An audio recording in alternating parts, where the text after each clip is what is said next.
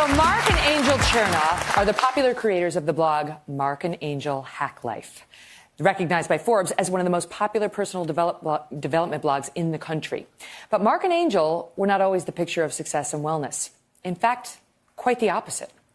And their journey from rock bottom to happiness is well worth your time. Here is how they're settling for more.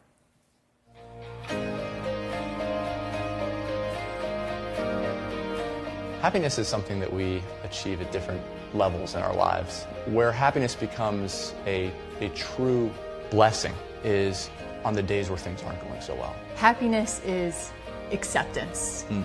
Accepting where you are in the current moment and realizing that you can't change the past and you can't predict the future. In 2006, newlyweds Angel and Marc Chernoff were enjoying their life in San Diego. But that was about to change. It's 6 o'clock in the morning and my phone's just going off, you know, text messages, phone calls. I get a text that says, "Have you heard about Josh?" And Josh was one of my best friends. He was 27 years old, he was married and had 2 kids. It turns out Josh had passed away on a work trip in a hotel and there was no real explanation. And so that completely like tore me apart inside. You feel nothing. I mean, that's what was, you know, I think that was our first experience with depression. You know, it's not so much sadness at some point as it's just like emptiness. And then more bad news. My brother was a person who was always smiling. You know, his smile was contagious. I mean, Todd was the tough guy. He was that rock, you know, of the family. Like if someone else was in trouble, like Todd was there. To find out that he had taken his own life willingly, it knocks you down to a point where it challenges everything you thought you knew. In the midst of all this, Angel lost her job. They now found themselves in a dark place. I would say empty is the best word. I would be crying, you know, we were trying to get out of bed, but that was just hard in itself. So the questions constantly going through my mind, the whys, the what ifs, the should haves. Silence. Silence between us, like the conversations that we should have been having, that we needed to have. The hardest days make us who we are, inside and out. They tried to break that silence by putting their emotions and thoughts in a blog that quickly went viral. That was kind of the beginning, that realization was the beginning of like, we need to step through it, but like how? Like where do we go from here? And that led us on quite a journey. So as I mentioned, Marc and Angel Chernoff are the popular creators of the blog Marc and Angel Hack Life. They seem like they have it all going on, but are open about the fact that that was not always the case. It has been a journey. And here they are sharing it. Their trip from rock bottom to happiness. Marc and Angel, welcome to you both. Thank you for having us, Megan. So we talked about some of the sadness and the peace that you had been through. And in the break, we were talking about whether you wrestled with anger. And I raise it because I think a lot of Americans are feeling that today in the wake of yet another school shooting down in Texas. People feel powerless. They feel frustrated. They feel angry that we're living in a country where this keeps happening over and over and feel like there's nothing they can do. Right. And your own journey, getting yourself out of rock bottom to this place of wellness, tells you otherwise. So what say you to them?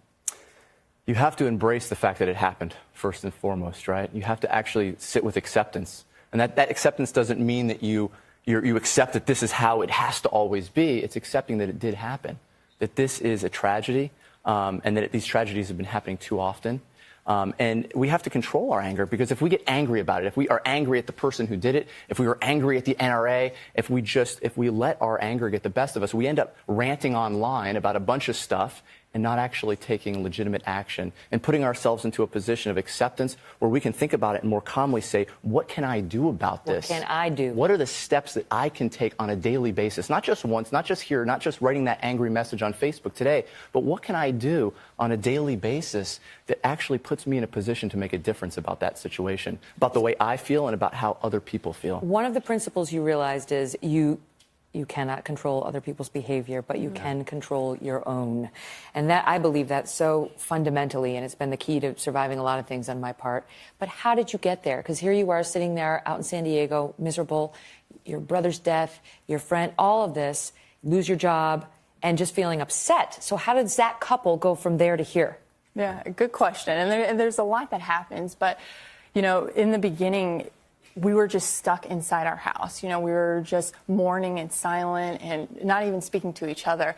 So the first step was just getting out of the house. Just taking that step, walking out of the house, feeling the sun on our face, walking to the bay, sitting there and having a conversation, but just that movement of getting out instead of sulking. And like Marc said, rather than thinking, there's nothing I can do, like just making a progress. And then you turned it into rituals, and that's really at the core of the book, the importance of rituals in one's life.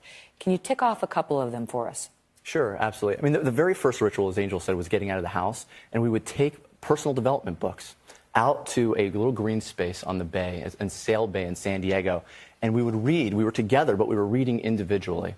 And then we would share what we were learning. And our blog was actually born from that, from the idea that we were going to hold ourselves accountable to these things that we were learning, to step through the depression, to step through the anger, to figure out how we were going to start taking legitimate steps forward. And doing it, you were connecting with others, which is always big. Which was amazing. Like, we started the blog as a public accountability journal for ourselves, to hold ourselves accountable to the things we were learning. Writing in that thing every day. Writing it every day. The ritual of just reading and writing, distilling it down there, putting it in black and white so we could see it, so we could hold ourselves accountable. This is what I know I need to do. And then through that, we started, obviously, practicing rituals with others as well. People were reaching out to us and saying, hey, listen, I really resonate with your story. And it was kind of interesting to us because that was never the idea. And what do you think of my story? What can I do? What can I start practicing that might help me? Gratitude. Right. Mindfulness. Exactly. Deep breathing, being conscious of one's body. And so a big one is gratitude, right? I mean, it's something we talk about a lot, so much so it becomes a cliche, but it works. I mean, positive psychology studies time and time again have shown if you sit down at the end of a day and you focus on just 3 small wins of the day, they don't have to be big things. I made it home safely from work today, right? I have a wife I love. Despite all the other things that are going on in my life, you look at things like that at the end of every day and reflect on them, they start becoming a piece of your identity. You start resonating more with them, and you start seeing them more in your life. And you need it less as a tool. It's more your default, and your wellness goes up. That's right. Thank you both. The blog is well worth your time, and so is the book. It's called Getting Back to Happy. All the best to you both. Thank you so much. We'll be right back.